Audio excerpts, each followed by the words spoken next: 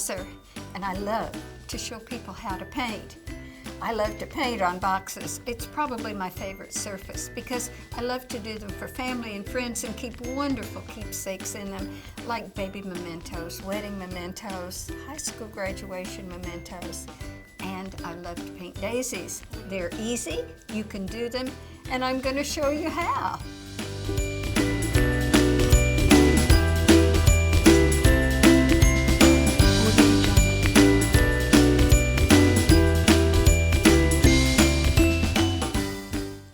The colors in the FolkArt Multi-Surface paint, and I think you will too.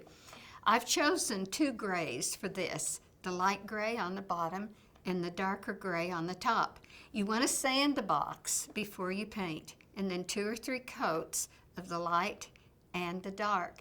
And you'll notice the specking on the bottom portion of the box. That is a fun little technique called fly specking. I'm going to show you how to do that in just a few minutes. You can find this pattern at plaidonline.com and all sorts of other wonderful things. Now, print the pattern off, trace it on a sheet of tracing paper, and then you'll need to transfer it to your prepared surface. My favorite way to transfer is just to turn the pattern over, and I use just a plain old piece of blackboard chalk and firmly go over the lines. I never scribble all over the back because that would be very messy. Then center it. If you have a piece of painter's tape, you can put it down or just hold it. You can use the handle of a paintbrush to go over the lines, or a stylus or a ballpoint pen, whatever is easy for you, but do it neatly and carefully, and your pattern will transfer to your surface. I'm using a number 8 flat brush in lovely good condition, and I want to fill this brush good and full of Wicker White. Now, I don't want the paint all the way up to the ferrule, but I want plenty of paint in the brush. Now, if you know how to do brush strokes, you can touch, press, and then lift, lift, lift, lift, lift as you come in towards the center. But to paint this daisy, you don't have to know brush strokes. You can just fill in between the lines. And if it takes a couple of strokes to do it, as I'm doing here, that's fine and dandy. And remember, you can pick up and turn your work as you go.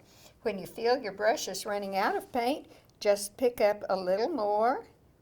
It's easy and it's beautiful. I'm using the same number 8 brush, flat brush, and I'm using this lovely Daffodil Yellow and just carefully color book painting in the center of the daisy. And look, leaving just a little bit of room for bark brown. And I've picked up just a little bit of bark brown, not too much, not a big glob of paint, and then just press lift, pat it, pat it, pat it, pat it, press lift, press lift. And I want a little more of that wonderful Daffodil Yellow, and we'll put a little bit of texture with the paint onto the center of our pretty little daisy. And shading is so important, and it is so easy to do when you just pat the way I am patting right now. I'm going to pick up my stylus, and I'm going to pick up the bark brown on the stylus, and I'm going to come in and start making little dots. Now, this can take a few minutes to do. I want you to do it very, very neatly and carefully, and you can use 2 or 3 different colors, and I may not quite get the whole thing done. I don't go all the way around the center, but up the 2 sides, just not across the top. And I love to bring a few dots like this out on the petal and kind of fill in any spaces that are there. I'll come back and accent with a little white, like so, and I'll even use a little bit of the fresh foliage green, just little dots of it here and there.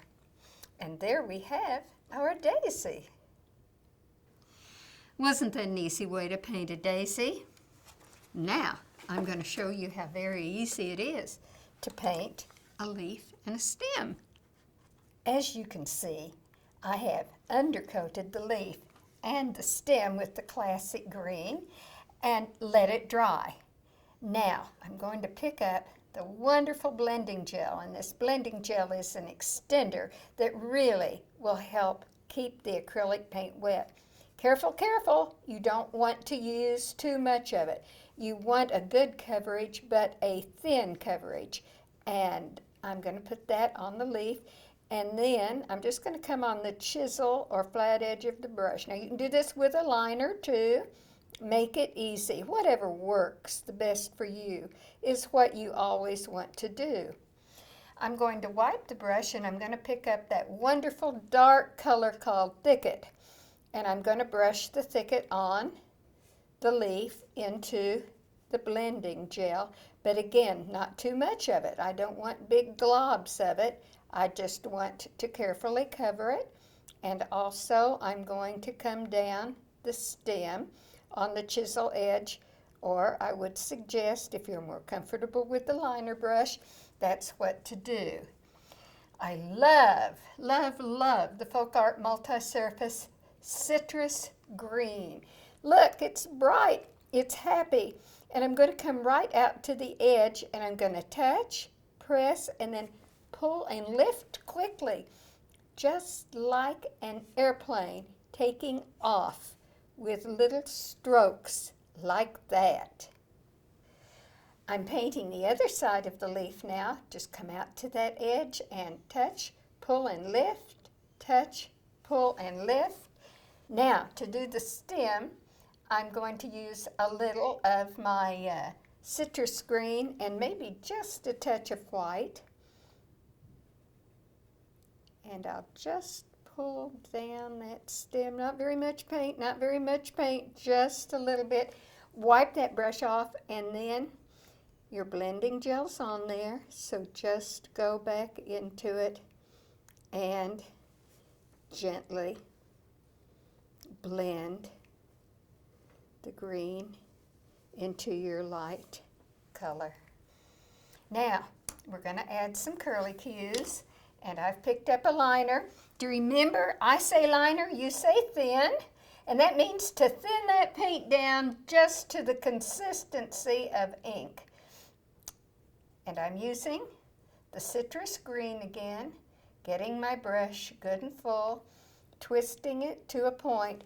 If you'll hold your handle straight up and move slowly, you'll find that you can do beautiful, beautiful curly cues. Brush has to be full of thin paint, handle straight up towards the ceiling, and oh, isn't that gorgeous?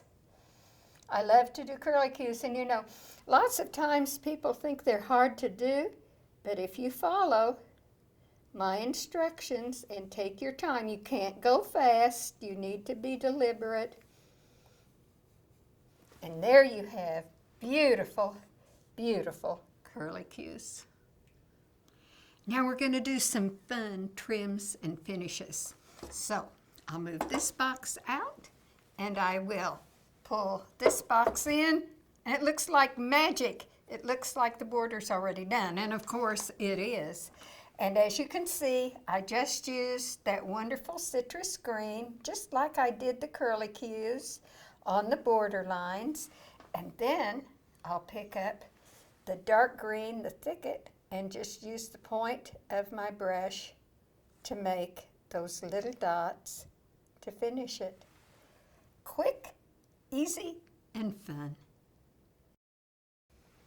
This is my wonderful old toothbrush. I love it. And as you can see, I've thinned down a little bit of the citrus green. You can add a tiny bit of white if you want to too. Very thin paint. Now, I'm going to pull my thumb over this to put the little fly specks on it, but I'm going to suggest that you practice before you do this on the actual box. Okay, see how I'm just pulling and how it throws the paint? Just kind of a neat finish. You can put it wherever you want to. And this is exactly how we did the edge of the box too. So, have fun fly specking. It's a wonderful finish. It's easy and so much fun to paint with the FolkArt Multi-Surface paint. Remember, it'll work on any surface, on any kind of a box, whether it's glass, tin, wood, metal, whatever. It is an excellent, excellent product and so very easy to use. You know, these keepsake boxes are so much fun. Let me show you the surprise on the inside. Just a single daisy, and you bet I'll personalize it for the person that I'm going to give it to. You can find all sorts of wonderful, creative, and marvelous project ideas on plaidonline.com. So visit us now. I know you're going to be delighted.